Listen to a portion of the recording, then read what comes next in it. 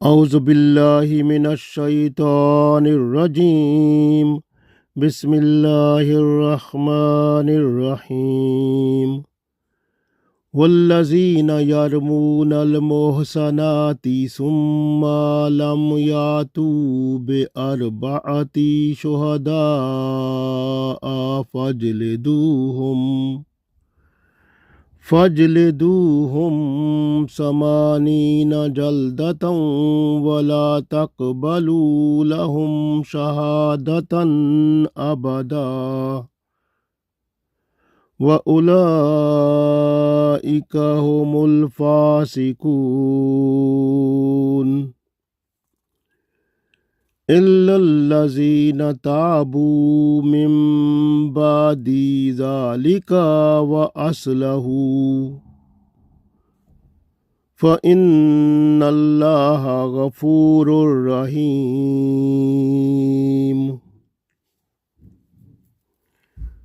عزیز دوستو، السلام علیکم ورحمۃ اللہ وبرکاتہ۔ سورہ نور آیت نمبر 4 اور آیت نمبر 5 تلاوت کی ہے۔ اس آیت میں اللہ تعالیٰ نے ان لوگوں کے بارے میں فرمایا ہے جو لوگ مرد یا عورت پر زنا کا الزام لگائیں ہیں اور ثبوت نہ دے سکیں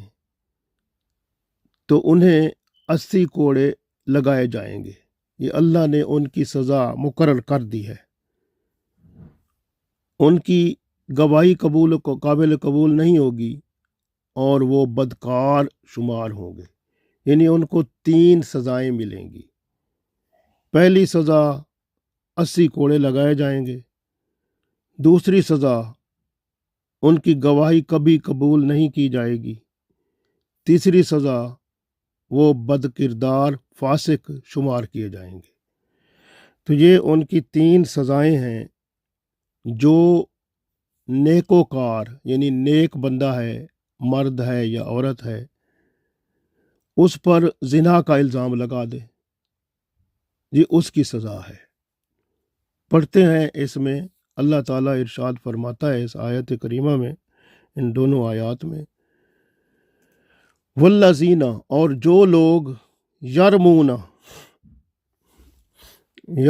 یعنی رما، یعنی جس طرح وہ رما کرتے ہیں، وہ شیطان کو پتھر مارتے ہیں، رمی کرتے ہیں، وہی یرمون اسی طرح کا لفظ ہے۔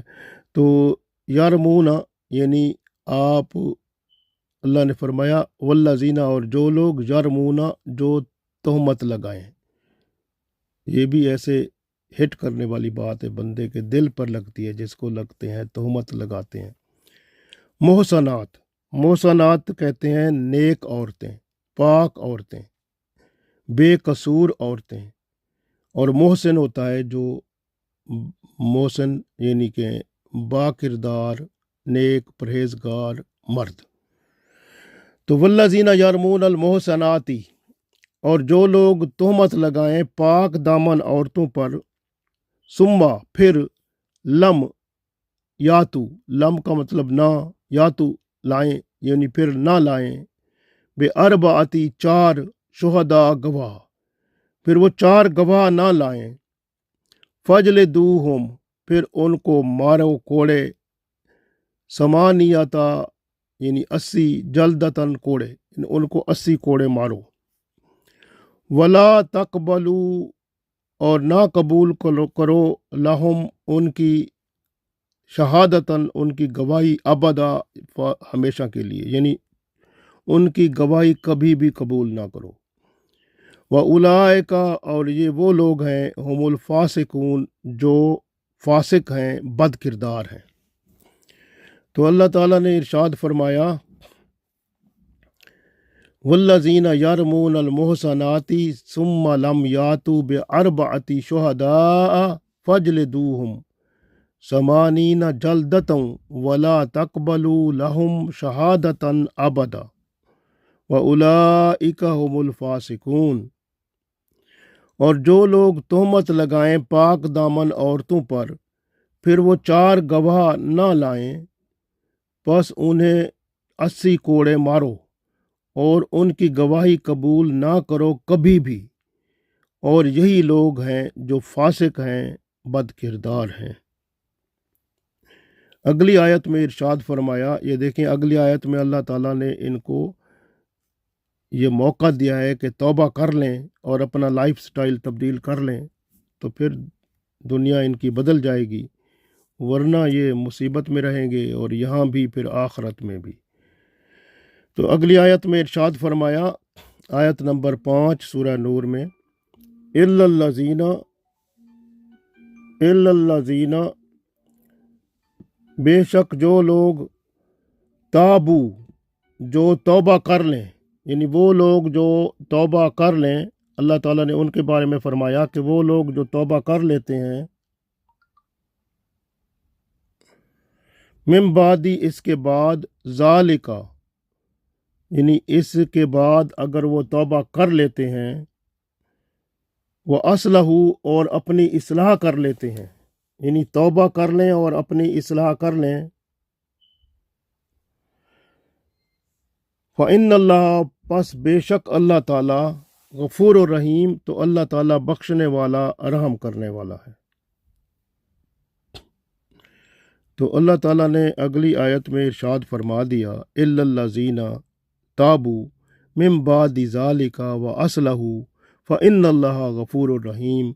مگر جن لوگوں نے توبہ کر لی اس کے بعد اور اپنی اصلاح کر لی، پس بے شک اللہ تعالیٰ بخشنے والا، نہایت مہربان ہے۔ تو یہاں پر آپ دیکھیں کہ جو لفظ استعمال ہوا ہے، والذین یرمون المحصنات، محصنات کا مطلب ہے پاک عورتیں، جو بے قصور ہیں، جنہوں نے گناہ نہیں کیا، زنا نہیں کیا، بے حیائی نہیں کی، فحاشی نہیں کی، تو ایسی عورتوں پر الزام لگایا جا رہا ہے، خواہ وہ کنواری ہوں یا شادی شدہ ہوں۔ تو یہ بہت اہم بات ہے کہ ان پر الزام لگایا جا رہا ہے۔ تو ارشاد کیا ہوا کہ ایسے لوگ جو الزام لگانے والے ہیں، وہ اللہ نے فرما دیا کہ وہ اگر 4 گواہ لے آتے ہیں تو ٹھیک ہے، نہیں تو پھر سزا کے لیے تیار ہو جائیں۔ یہ حکم مردوں اور عورتوں کے لیے ہے۔ مرد، عورتیں، یعنی عورتوں پر جو کہ بے قصور ہیں اور فحاشی اور زنا میں مبتلا نہیں ہیں، تو ان پر الزام لگایا جا رہا ہے کہ تہمت لگائیں کہ بھئی انہوں نے زنا کیا ہے، فحاشی کی ہے، بے حیائی کی ہے، جبکہ انہوں نے نہیں کی۔ یہ ہے تہمت۔ اسی طرح عورتوں کے لیے بھی حرام ہے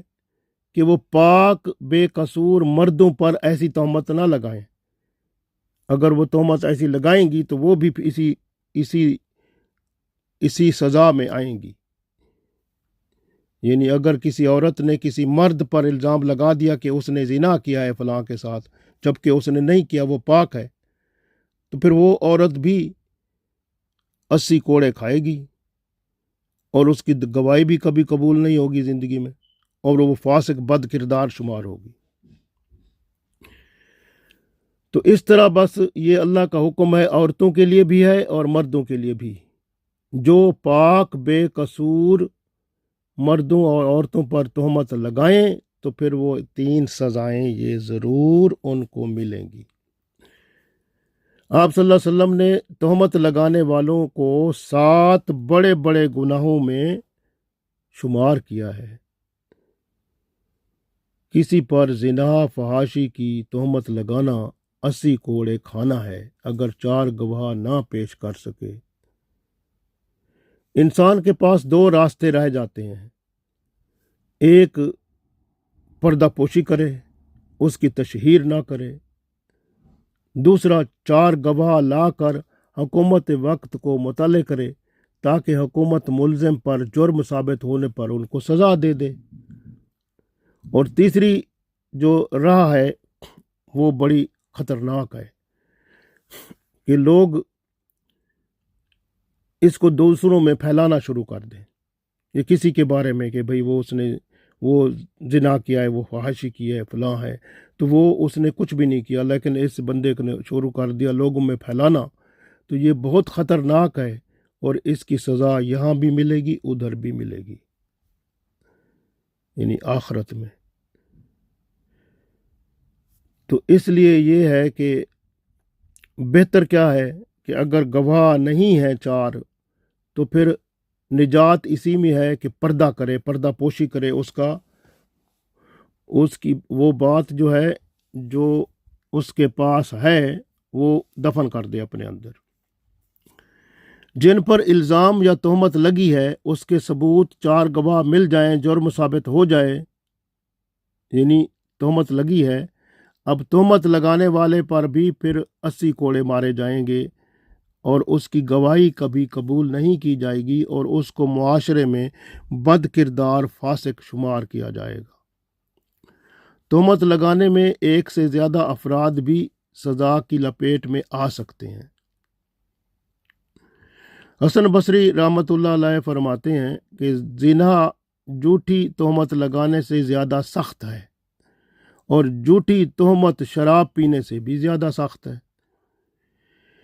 اسلام اپنی تعلیم و تربیت سے ماحول کو پاکیزہ رکھتا ہے، بے حیائی اور فحاشی کی ہر صورت کو دور کرتا ہے، اس لیے بن سمر کر نکلنا عورت کا بند کر دیتا ہے، حتیٰ کہ گفتگو کے ہر طریقے کو بھی جس سے گناہ کی خواہش پیدا ہو، اسلام اسے بند کر دیتا ہے۔ یہ اسلام ہے جس نے عزت دی۔ اور ایک بات یہاں پر بہت اہم ہے جو کہ ہم معاشرے میں اکثر لوگ کہا کرتے ہیں،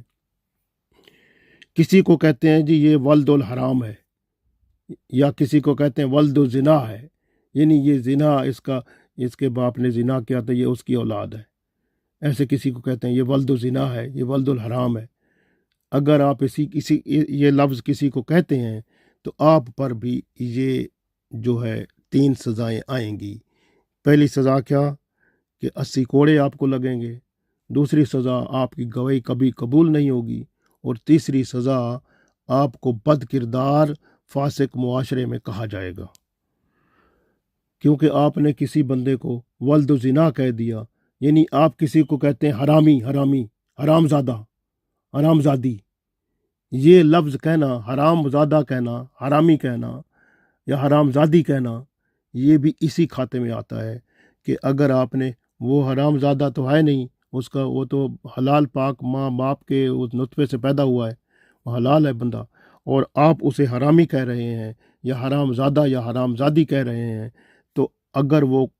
عدالت میں چلا جائے، اسلامی عدالت میں، تو آپ پر 80 کوڑے لگیں گے، اور پھر آپ جو ہیں کبھی زندگی میں کسی کے بارے میں گواہی دینے کے قابل نہیں رہیں گے، اور تیسری بات آپ کو معاشرے میں بد کردار اور فاسق کہا جائے گا، تو یہ مصیبت پڑے گی۔ تو اس لیے زبان کو کنٹرول کرنا ہے، اسلامی معاشرہ ہے۔ تو اللہ تعالیٰ نے یہ ارشاد فرما دیا کہ اگر کوئی شخص توبہ کر لیتا ہے، الا الذین تابوا، اگر توبہ کر لے، من بعد ذالک، یعنی ایسا کرنے کے بعد، واصلحوا، اور اپنی زندگی بدل دے، یعنی اصلاح کا مطلب ہوتا ہے لائف سٹائل تبدیل کر لے، یعنی اسلام اپنی زندگی میں مکمل طور پر لے آئے، اور زبان سے کبھی کسی پر یعنی وہ تہمت نہ لگائے اور ایسی بات نہ کرے، یعنی اگر تہمت لگانے کے بعد یعنی توبہ کر لے، اللہ سے تعلق دوبارہ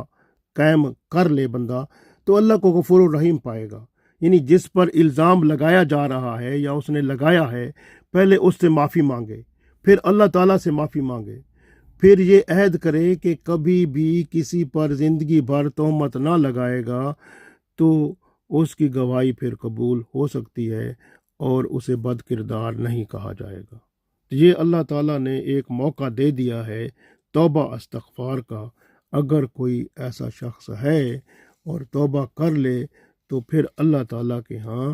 ایک چانس ہے کہ بچ جائے گا، اور اگر وہ اسی طرح کی عادت کو دوبارہ کسی پر استعمال کرے گا تو پھر وہ سزا سے بچ نہیں سکے گا۔ اللہ تعالیٰ سے دعا ہے کہ اللہ تعالیٰ ہمیں ہماری جو زبانیں ہیں، ہماری زبانوں کو پاک رکھے، اور دوسروں کے پردہ پوشی کرنے والا بنائے، اور دنیا اور آخرت میں ہمیں کامیاب و کامران فرمائے۔ آمین۔